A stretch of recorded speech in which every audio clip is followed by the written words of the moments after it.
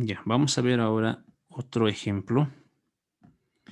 Vamos a ver el ejemplo número 5 de la práctica 2, ¿no? Vamos a poner en ese sector todos los datos que vamos identificando en el ejercicio y vamos a ir anotando, ¿no? Nos dice un cuerpo de 2.500 gramos. Eso sería masa, ¿ya? La masa de este ejercicio vale 2.500 gramos. La letra G representa gramos, por si acaso, ¿no? Entre corchete vamos a poner. No es gravedad, esto es gramos.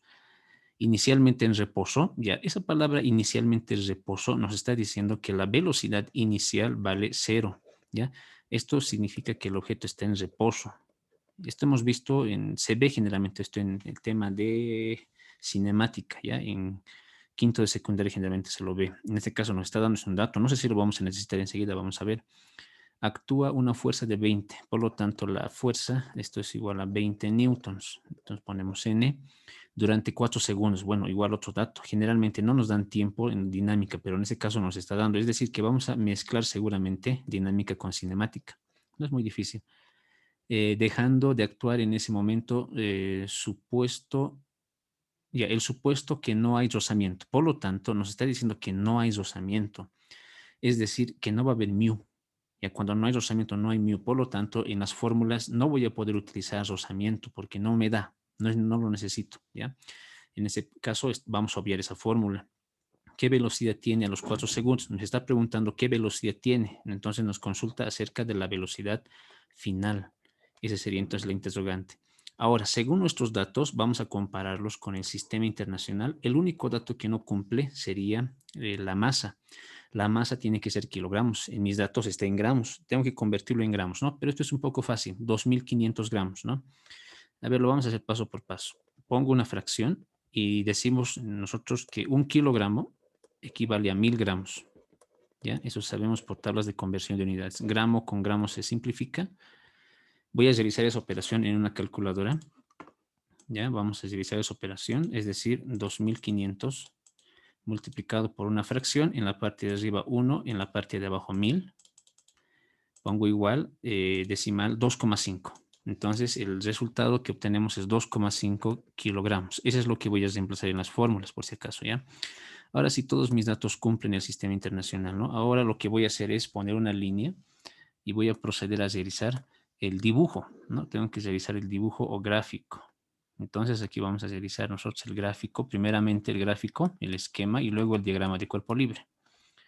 En el gráfico necesitamos dibujar el piso o superficie. En este caso no nos dice si es horizontal. Vamos a suponer que es una superficie horizontal.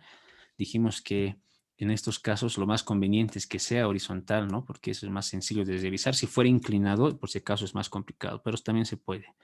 Aquí estaría el objeto de masa M y aquí estaría el piso o superficie, ¿no? Donde está el objeto. Ahora nos dice además de que actúa una fuerza, ¿no? Entonces aquí hay una fuerza que seguramente está haciendo que el objeto se mueva. No hay rozamiento, ¿ya? No va a haber rozamiento. Entonces ese sería nuestro dibujo. Voy a proceder a realizar ahora el diagrama de cuerpo libre, el diagrama de cuerpo libre en la parte de abajo. Y vamos a dibujar primeramente los ejes cartesianos, ¿no? Es decir, primeramente voy a dibujar aquí el eje X, y luego voy a dibujar de manera similar el eje Y por acá, ¿no? Eje X, eje Y.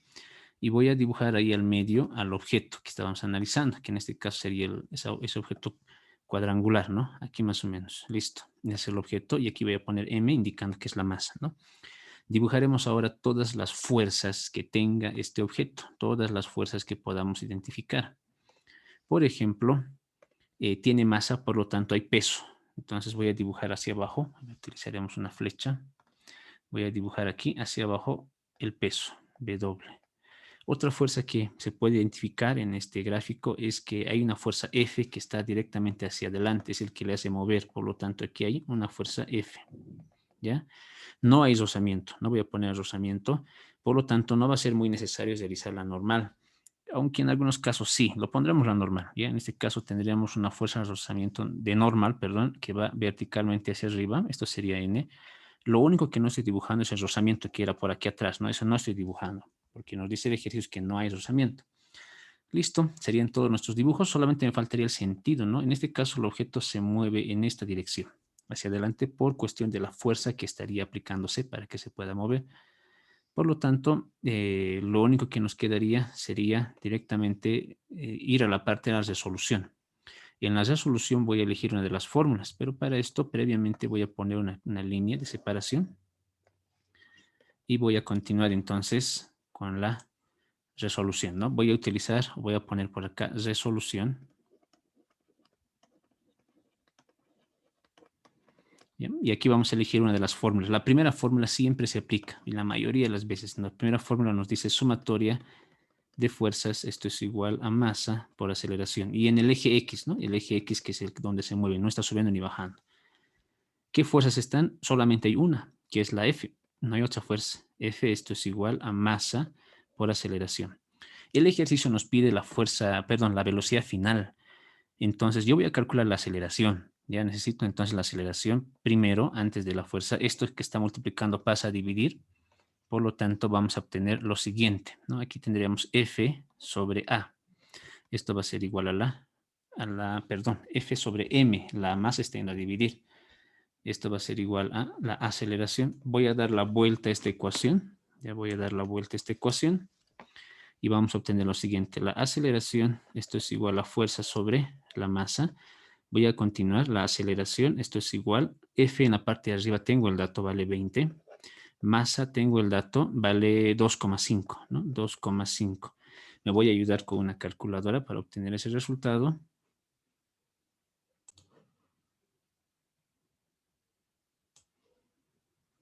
Por aquí tengo mi calculadora. Voy a hacer ese cociente. 20. Abajo pondríamos 2,5. Es 20 dividido entre 2,5, ¿no? 8. Sale 8. Por lo tanto, ese resultado lo voy a copiar aquí al lado, ¿ya? Aquí al lado lo voy a copiar. Ya tenemos el dato de la aceleración y hemos obtenido que vale 8. La aceleración, según el sistema internacional, se mide en metros sobre segundo al cuadrado, ¿no? Hasta ahí hemos obtenido la aceleración, pero no nos pide la aceleración en el ejercicio. En el ejercicio nos pide la velocidad final.